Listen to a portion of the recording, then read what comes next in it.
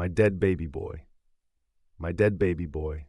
My young boy died out of a rare heart disease, and the doctors told us that young children like my boy are very prone to rare diseases.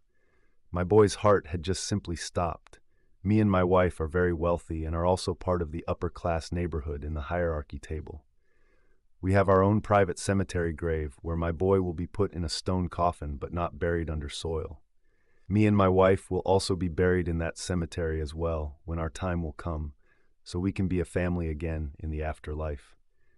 The private cemetery is in our very, very large garden, and some of my grandfathers are resting in a stone coffin as well, like my dead boy.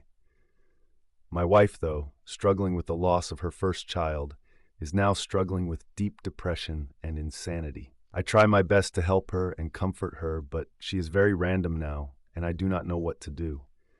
I do not believe in psychiatry, and I have faith that we will both fight through this hard time.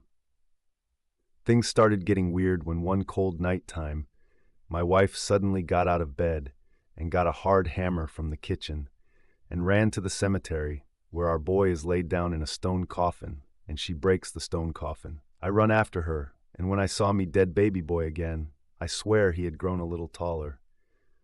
I started crying when I saw my dead baby boy again, and I took the hammer off from my wife's hands, and my boy needed to be put into a larger stone coffin and back into the cemetery.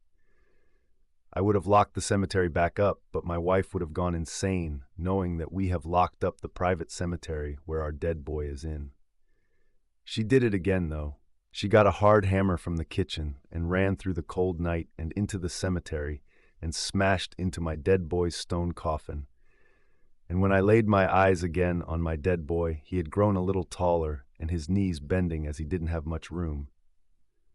I took the hammer off from my wife, and I warned her if she did this one more time, I will lock up the private cemetery and she won't be able to go into it anymore. She ignored me, and when she did the same thing, my dead boy, had grown into a dead man, and I watched and groaned in horror and my wife screaming in insanity. We put our dead boy in a larger stone coffin, and we locked up the cemetery for good.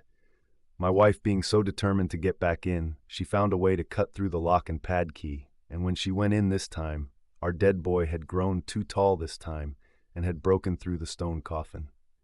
So I had my dead boy cremated, and my wife is now in care for her insanity. R.I.P. my boy.